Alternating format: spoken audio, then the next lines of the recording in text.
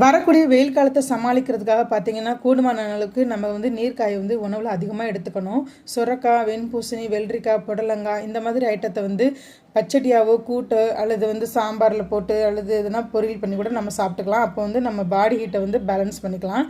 அப்படி யோசித்து தான் இன்றைக்கி நான் சுரக்காய் சாம்பார் செய்ய போகிறேன். எப்போவுமே வாரம் காய் வாங்கினோம்னா மொத்தமாக காய் வாங்கினதுக்கப்புறமா அதுலேருந்து ரெண்டு காயை எடுத்து வச்சு ஒரு நாள் அவியல் பண்ணிவிடுவேன். இன்றைக்கி அப்படி தான் அவியல் பண்ண போகிறேன். ஃபஸ்ட்டு முருங்காய் ஒரு 2 நிமிஷம் போல் வேக விட்டுட்டு அதுக்கப்புறமா நீல வாக்கில் இருக்கிற எல்லா காயுமே சேர்த்து வேக வச்சுக்கணும். கொஞ்சமாக மஞ்சத்தூள் சேர்த்துக்கோங்க. அதுக்குள்ளே ஒரு மிக்சி ஜாரில் கொஞ்சமாக ஜீரகம், ஒரு 7-8 போல் சின்ன வெங்காயம், ஒரு அரை முறி போல் தேங்காய் சேர்த்துக்கோங்க, ஒரு 4-5 பச்சை மிளகாய் சேர்த்துக்கோங்க. இதை நல்லா கொரகொரப்பாக அரைச்சிட்டு அரை வேக்காடு வந்ததுக்கப்புறமா அந்த காய்கறியில் அரைச்ச தேங்காய் விழுது, கொஞ்சமாக தேங்காய் எண்ணெய், ஒரு கரண்டி போல் கொஞ்சமாக தயிர் சேர்த்துக்கோங்க. அதுக்கப்புறம் தேவையான அளவு உப்பு சேர்த்துக்கோங்க. சேர்த்து நல்லா வேக விட்டுடுங்க.